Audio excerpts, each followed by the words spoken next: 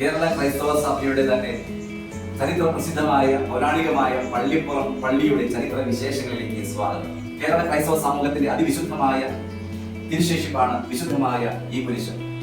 Thomas ലീഗ സ്വകരങ്ങളാൽ നിർമ്മിക്കപ്പെട്ടതായി വിശ്വസിച്ചു പോരുന്ന ഈ കുരിശിന്റെ ചരിത്രത്തിലേക്കാണ് നമ്മൾ ഇന്ന് കണ്ണോടിക്കുക.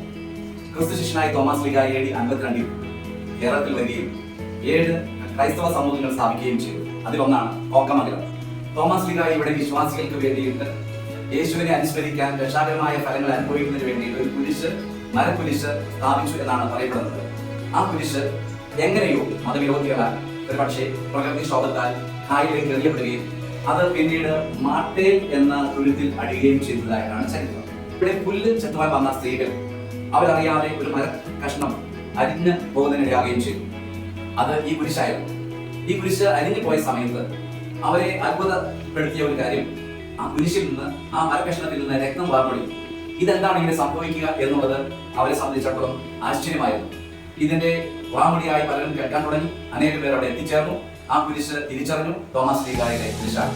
ചരിത്രത്തിൽ തന്നെ കുരിശിൽ നിന്ന്, മരക്കുരിശിൽ നിന്ന് രക്തം വാർന്നൊഴുകി എന്ന് പറയപ്പെടുന്ന അത്ഭുതകരമായ സംഭവമാണിത്. ഈ സ്ഥലത്താണ് ഇന്ന് മാട്ടേൽ മാർത്തോമ തീർത്ഥാടന കേന്ദ്രം സ്ഥിതി ചെയ്യുന്നത്. ഈ കുരിശ് പിന്നീട് ഈ മാട്ടേൽ തുരുത്തിൽ നിന്ന് മറുകരയിലേക്ക് കൊണ്ടുവന്ന് സ്ഥാപിച്ചു. വിശ്വാസികൾ ഇവിടേക്ക് വരുവാൻ തുടങ്ങി. കുരിശിന്റെ അത്ഭുതകരമായ വിശേഷങ്ങൾ മനസ്സിലാക്കി ഈ കുരിശിന്റെ പല ഭാഗങ്ങളും പലരും നടത്തിക്കൊണ്ടുപോകാൻ തുടങ്ങി. അത് വെള്ളത്തിൽ ചാലിച്ച് കഴിച്ചാൽ രോഗങ്ങൾ മാറുന്ന അത്ഭുതകരമായ സ്ഥിതിവിശേഷമുണ്ടായിരുന്നു. ഈ കുരിശുപുര സ്ഥാപിച്ചിരുന്ന സ്ഥലം, അതുകൊണ്ടാണ് ആദ്യം കുരിശ് സ്ഥാപിച്ച ഈ സ്ഥലത്തെ കുരിശുപുര എന്ന് പറയുന്നത്. പള്ളി ഉണ്ടാകുന്നതിന് മുമ്പേ ഉള്ള ഒരു നാമമാണ് കുരിശുപുര എന്നുള്ളത്. ഇവിടെ ജനങ്ങൾക്ക്, വിശ്വാസികൾക്ക് നിൽക്കാൻ പറ്റാത്ത അവസ്ഥ ഉണ്ടായപ്പോൾ 3-ാം നൂറ്റാണ്ടായപ്പോഴത്തേക്കും ഇപ്പോൾ നിലവിലുള്ള സ്ഥലത്ത് പള്ളി സ്ഥാപിക്കുകയാണ് ചെയ്തത്. പള്ളി പുറത്ത് സ്ഥാപിച്ചു. അതിനെ പള്ളിപ്പുറം എന്ന പേരിൽ അറിയപ്പെടുന്നു. ഈ കുരിശിന്റെ സവിശേഷത, ഈ കുരിശിന്റെ പൂർണ്ണ രൂപത്തിൽ എടുക്കുമ്പോഴാണ് അതൊരു മെഡൽ ക്രോസ് ആണ്. ഏറ്റവും ആദ്യ കാലഘട്ടങ്ങളിൽ ക്രൈസ്തവ സമൂഹം ആരംഭിച്ച കാലഘട്ടങ്ങളിൽ മെഡൽ ക്രോസ് പോലെയുള്ള കുരിശുകളാണ് വിവിധ സ്ഥലങ്ങളിൽ ഉപയോഗിച്ച് വന്നിട്ടുള്ളത്.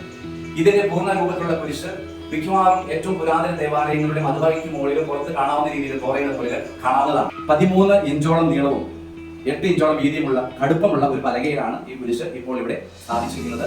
ഈ പള്ളിയുടെ പുരാതന ശിലയുണ്ട്, നമുക്ക് കാണാൻ സാധിക്കും. നീളത്തിലുള്ള ഒരു പാറകഷ്ണം, അതിന്റെ 2 വശങ്ങളിലുമാണ് ഈ കുരിശിന്റെ പൂർണ്ണ രൂപത്തിലുള്ള കുരിശ് കൊത്തിയിരിക്കുന്നതായിട്ട് കാണാൻ സാധിക്കും. ചരിത്രത്തിലെ ഏറ്റവും പ്രധാനപ്പെട്ട ഒരു കുരിശായിട്ട്, മിറക്കിൾ ക്രോസ് ആയിട്ട് നമുക്ക് ഇതിനെ കാണാൻ സാധിക്കും. ഈ കുരിശിൽ നിന്ന് വന്ന് പ്രാർത്ഥിക്കുന്നവർക്ക്, പ്രത്യേകിച്ച് കുരിശിന്റെ പ്രാർത്ഥന ചൊല്ലി പ്രാർത്ഥിക്കുന്നവർക്ക് അനേകം അത്ഭുതങ്ങളും അടയാളങ്ങളും അനുഗ്രഹങ്ങൾ ലഭിച്ചതായിട്ട് ഇവിടെ വന്ന് സാക്ഷ്യപ്പെടുത്തിയിട്ടുണ്ട്. വിശുദ്ധ കുരിശിനാൽ നിങ്ങൾ എല്ലാവരും സംരക്ഷിക്കപ്പെടട്ടെ എന്ന് പ്രത്യേകം പ്രാർത്ഥിക്കുന്നു. കുരിശിന്റെ അടയാളത്താൽ നമ്മളെ ഒരു ശത്രുവും പൈശാചിക ശക്തിയും ഉപദ്രവിക്കാതിരിക്കട്ടെ എന്ന് അപേക്ഷിക്കുകയും യാചിക്കുകയും ചെയ്തുകൊണ്ട് എല്ലാവർക്കും നന്ദി. Thank you.